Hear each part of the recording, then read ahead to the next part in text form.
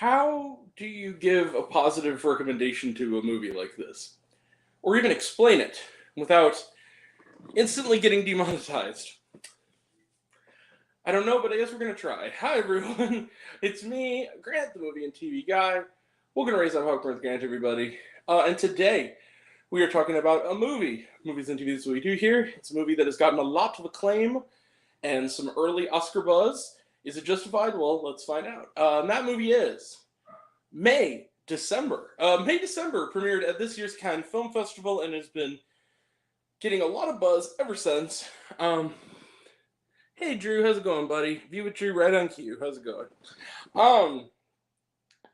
So let's talk about it. So May December is now streaming on Netflix. It is also now in select movie theaters, and it'll probably be sticking around for a while because, Oscar buzz. So May December is directed by Todd Haynes, the great Todd Haynes, the filmmaker known for such diverse films as Superstar, the Karen Carpenter Story, starring Barbie dolls, Safe, Velvet Goldmine, Carol, Dark Waters, and The Velvet Underground. And so now he is back with this new film. It is also written by Sammy Birch, a terrific screenplay by Sammy Birch, and it is loosely based on the story of Mary Kay Letourneau. What is the film about? Well, it centers on Elizabeth. She is played by the great Natalie Portman, who is very Portman-esque herself. She is an actress studying to play the role of a woman who, at the age of 36, let me just put it this way. I was gonna say seduced, but it's not just seduced.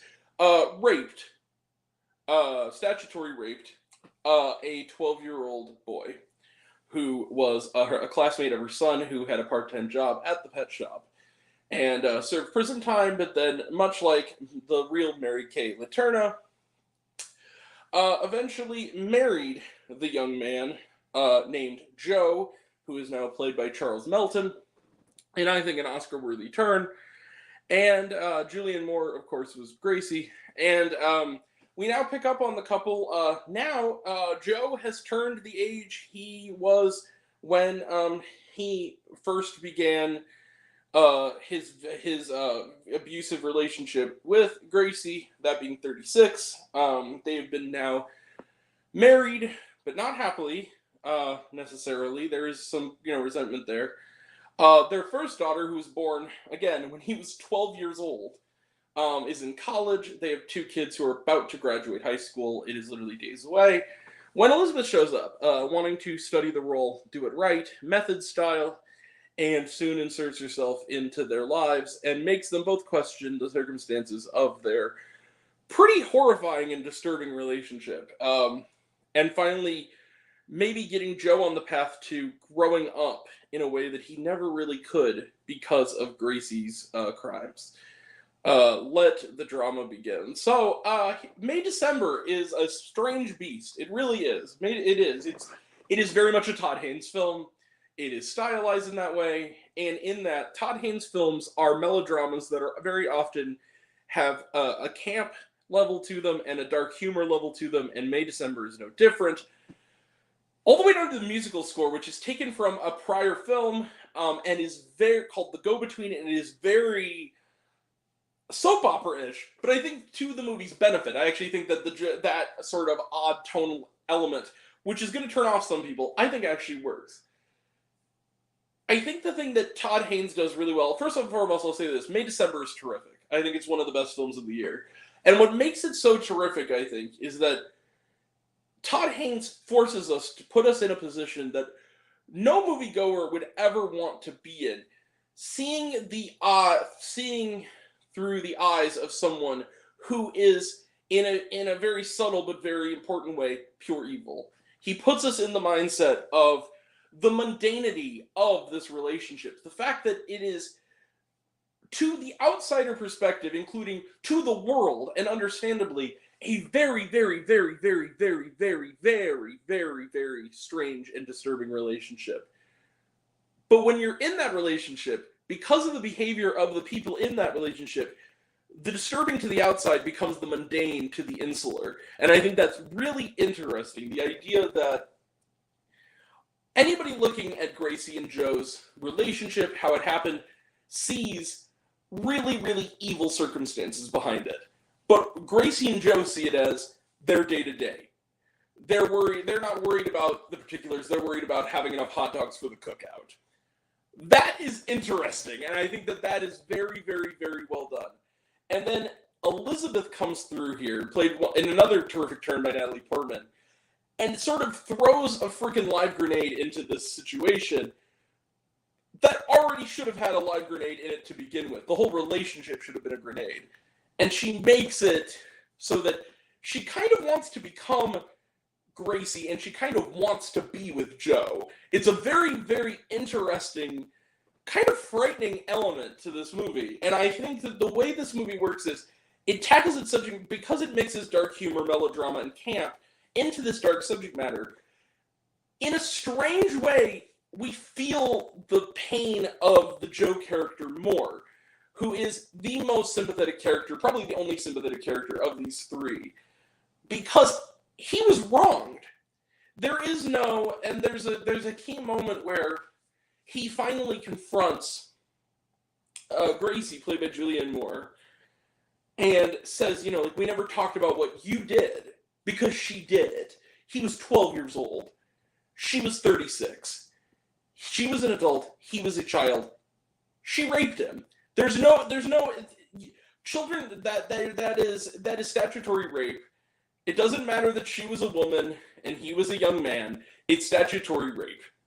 She abused this child. She committed child abuse toward this person. So child sexual abuse. And so because of this, but because she's so warped, she says, you know, like, oh, come on. Like, what? And he says, what?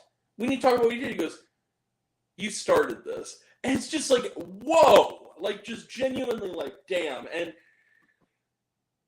that's really, really, really, really, really psychologically effective. There are going to be people who are going to be turned off just by the premise of May December, but I think it's a really important film. I think and it's not exploitative. It is a serious film that takes its subject matter seriously, but does it also in a way that is showing the absurdity of treating this kind of atrocity like it's mundanity. I think this is a fascinating film. I think this is one of the more psychologically complex films I've seen in a long time. I loved May December. I think it's fantastic. It's one of the best films of the year. It should definitely be up for Oscars, and Charles Melton in particular should win Best Supporting Actor. He is so excellent in this movie. This is a star-making performance. Love this movie. And I'm going to give May December, yeah, you see it. Bang, 5 out of 5 stars plus for May December. This is not an easy watch. I totally understand if some people are turned off by it or really, really are on the outside of it, but I think this is a really powerful and important and serious film that tackles very, very dark subject matter. So yeah. All right, that is it. May December, 5 out of 5 stars plus. Let's close the book on it. Trailer trash, none. Watch it on Netflix. Was there shawarma? No, there was not. All right, that is it. We will be back later this evening for a review of the, totally the same movie, Family Switch, which is also on Netflix, the new family comedy starring Jennifer Garner. I will have a review of that. It's also apparently a Christmas movie, or at least that's where it's listed on Netflix. I didn't really see Christmas a lot in the trailer, but okay, it's a Christmas movie. I haven't seen the movie. I'll take your word for it. Maybe it is, in fact, a Christmas movie. So I'll have a review of that tomorrow. Pretty freaking early. They only have kiddie matinees for this. It's really early in the morning, but for me, yes, 11:30 is early. Fuck you. Just kidding. You're fine. Teddy's Christmas. The G-rated. That's rare. Norwegian children's movie featuring an American dubbed performance by Zachary Levi. We'll have a review of that. Also tomorrow, we'll have a review of the Christmas comedy Candy Cane Lane, starring Eddie Murphy. So that's coming up, and that'll all be next time. And until next time, I'm Grant, the movie and TV guy. I see it all, and I'm happy to share it with you. I love you all. I appreciate you all. Love you all, class dismissed. I love you 3000. Be kind to one another. If you like this video, give it a like if you want to. Give it a subscribe if you want to. Give it the bell. I don't know what it does. That's what you're supposed to do, or so I've been told. Leave a comment, even if you take a rant. I like waffles. It really helps out. If you want to find my other reviews, listen to other fun stuff, you can check me out on letterboxd.com at Raised on Popcorn with Grant. Twitter, I'm at Raised Grant. You can find me on Facebook, Raised on Popcorn with Grant. Instagram threads and TikTok at Raised on Popcorn with Grant. I'm on Blue Sky at Raised on Popcorn. Serialized, I'm all one word, all lowercase, Raised on Popcorn. Check out my podcast, Raised on Popcorn with Grant, the podcast on Spotify and Anchor. Some of you already have it, but even if you haven't, take care of yourself, take care of your mental health. It's incredibly important, and I want to know down below, what did you think of May December? Did you like the movie? Did you hate the movie? Think my opinion's good? Think I'm full of shit? Comment below, let me know. And until we meet again, we were all raised on popcorn. Make mine with extra butter. Catch you guys next time. Take care, everyone. See you around. Bye.